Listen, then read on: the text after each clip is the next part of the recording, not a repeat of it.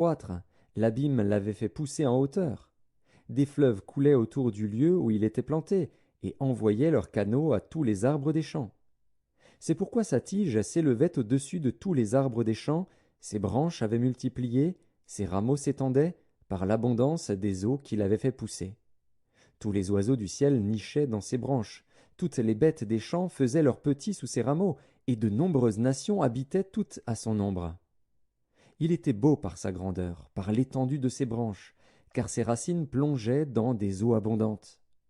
Les cèdres du jardin de Dieu ne le surpassaient point, les cyprès n'égalaient point ses branches, et les platanes n'étaient point comme ses rameaux. Aucun arbre du jardin de Dieu ne lui était comparable en beauté. Je l'avais embelli par la multitude de ses branches, et tous les arbres d'Éden, dans le jardin de Dieu, lui portaient envie. C'est pourquoi ainsi parle le Seigneur, l'Éternel.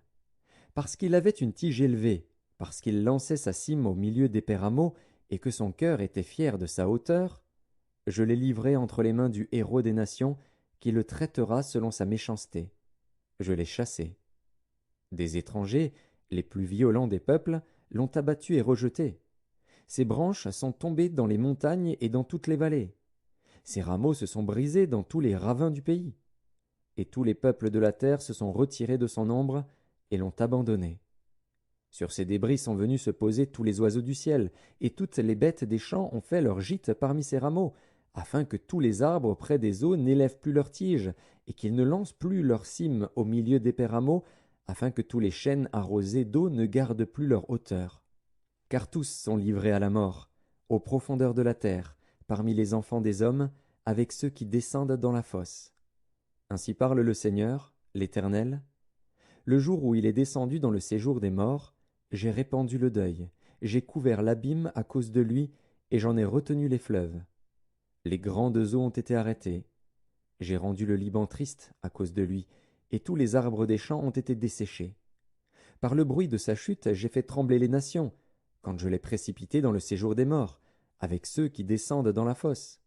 Tous les arbres d'Éden ont été consolés dans les profondeurs de la terre, les plus beaux et les meilleurs du Liban, tous arrosés par les eaux. Eux aussi sont descendus avec lui dans le séjour des morts, vers ceux qui ont péri par l'épée. Ils étaient son bras et ils habitaient à son ombre parmi les nations.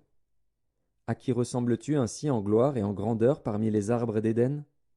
Tu seras précipité avec les arbres d'Éden dans les profondeurs de la terre. Tu seras couché au milieu des incirconcis avec ceux qui ont péri par l'épée.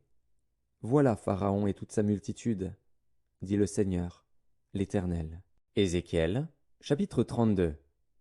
La 12e année, le premier jour du 12e mois, la parole de l'Éternel me fut adressée en ces mots. Fils de l'homme, prononce une complainte sur Pharaon, roi d'Égypte. Tu lui diras, tu ressemblais à un lionceau parmi les nations.